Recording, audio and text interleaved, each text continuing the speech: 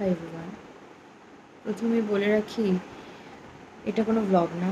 আজকে তোমাদের সাথে কথা বলতে আমি এটা বলে শুরু করতে পারছি না যে hi friends, welcome to a new blog. না, তোমরা যারা আমাদের ব্লগ দেখো তারা হয়তো বুঝতে পারছো অনেক দিনই আমরা ব্লগ দিচ্ছি না বা কোনো আপডেট তোমরা পাওনি। প্রথমেই I am really sorry for that. আসলে মানুষের জীবনে এমন কিছু কিছু ঘটনা ঘটে যায় যখন মানুষটি হয়তো উঠে দাঁড়াতে পারে না খুব তাড়াতাড়ি, বা জীবনের ছন্দে ফিরতে একটু সময় লেগে যায়। আমাদের জীবনেও এরকম কিছু ঘটেছে, যার জন্য বেশ কিছুদিন আমরা তোমাদের সাথে কথা বলিনি বা আমাদের ব্লগ তোমাদের সাথে শেয়ার করা হয়নি। আমি জানি আমরা ইউটিউবে যখন চ্যানেল খুলেছি, আর যখন এটা একটা ডেলি ব্লগ চ্যানেল, তো ডেলি ব্লগ না হলেও আমরা চেষ্টা করি সপ্তাহে 2টো করে ব্লগ দেওয়ার। তো দেওয়া হয়নি লাস্ট উইক, তার আগের উইক দেওয়া হয়নি। তার কারণটা হচ্ছে উই হ্যাড আ লস।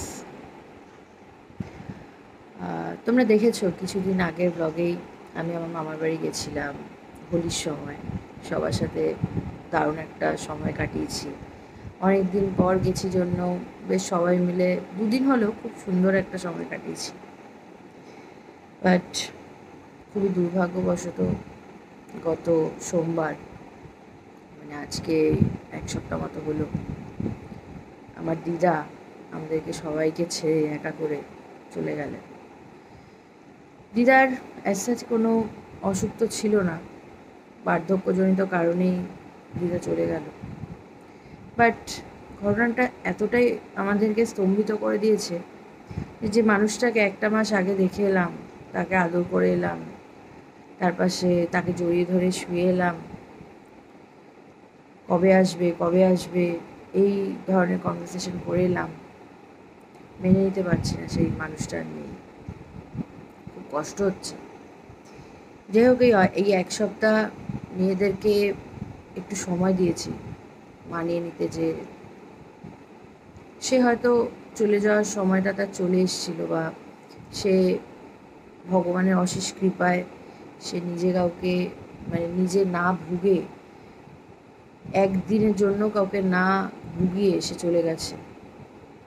আর বিশ্বাস করো, মানে এত সুন্দর মৃত্যু আমরা কেউ দেখিনি, যে মানুষটা একদিন জাস্ট অসুস্থ হয়ে পরের দিন মারা গেলেন। যাই হোক, একটাই মানে দুঃখের যে মানে দুঃখটা কতটা পেয়েছি সেটা বলে বোঝানোটা হয়তো সম্ভব না, বা পুরো পরিবারের কতটা খারাপ টাইম যাচ্ছে সেটাও হয়তো তোমাদেরকে বলে বোঝাতে পারবো না। কারণ এই একজনই বয়স্ক মানুষ আমাদের মধ্যে বেঁচেছিলেন, যার ছায়ায় আমরা ছিলাম। তো বুঝতেই পারছো সে আর নেই, কিন্তু রয়ে গেছে তার স্মৃতিগুলো। এখনও ভাবতে পারছি না 2 দিন আগে কত আদর করলাম, জড়িয়ে ধরলাম, সে মানুষটা এখন নেই, ভাবতে পারছি না।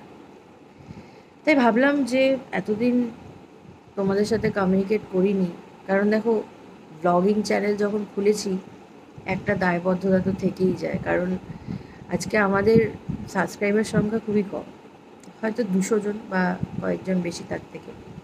আর বিশ্বাস করো, এই যে তোমরা যেই 200 জন আমাদের পরিবারের সাথে যুক্ত হয়েছো, আমরা কিন্তু খুব আন্তরিকভাবে তোমাদেরকে নিজের পরিবার হিসেবেই মেনে নিয়েছি। তো প্রফেশনাল ক্ষেত্র ছাড়াও আমাদের এটা মনে হয় যে আমাদের লাইফে যেটুকু পার্ট তোমাদের সামনে তুলে ধরছি, তো তোমাদের কাছে সবটা বলার একটা দায় থেকেই যায়। তাই ব্লগ না করলেও আমি এটা ভাবলাম যে তোমাদেরকেও জানাই যে আমাদের সাথে কি হয়েছে বা কিসের উপর দিয়ে আমরা যাচ্ছি। তো এটাই ছিল, তোমাদেরকে একটা জাস্ট আপডেট দিলাম যে এই ঘটনার মধ্যে দিয়ে যাচ্ছি। তোমরা প্লিজ একটু পাশে থেকো। আমরা আবারও চেষ্টা করছি যত তাড়াতাড়ি জীবনের ছন্দে ফেরা যায়, তোমাদের সাথে আগের মতোই ব্লগিংটা কন্টিনিউ করতে যেতে পারি। তোমরা সবাই একটু প্রার্থনা করো যেন আমার দিদার আত্মার শান্তি কামনা করে। কারণ বিশ্বাস করো, তোমরা হয়তো ব্লগে একদিনই দেখেছো, আমার দিদার মতো মানুষ হয় না, মানে এত সহজ সাদাসিধে সরল মনের মানুষ ছিলেন। তো খুবই ভারী মন নিয়ে আজকে তোমাদের সাথে কথাটা এখানেই শেষ করছি, কারণ জানি না আর কি বলবো, ভালো লাগছে না। সবাই ভালো থেকো, সুস্থ থেকো, নিজেদেরকে খেয়াল রেখো। খুব গরম পড়েছে জানি, সবাই খুব কষ্ট তো পাচ্ছ, তা চেষ্টা করো নিজের যতটা খেয়াল রাখা যায়, বাড়ির লোকেদের খেয়াল রেখো, রোদে বেশি বেরিও না অপ্রয়োজনে, জল টল খেও। আর আমাদের পরিবারের প্রতি একটু ভালো উইশ করো, যাতে সবাই তাড়াতাড়ি আমরা ছন্দে ফিরতে পারি, মানুষটাকে মনের মধ্যে স্মৃতি হিসেবে নিয়ে আগে এগিয়ে যেতে পারি। সবাই ভালো থেকো।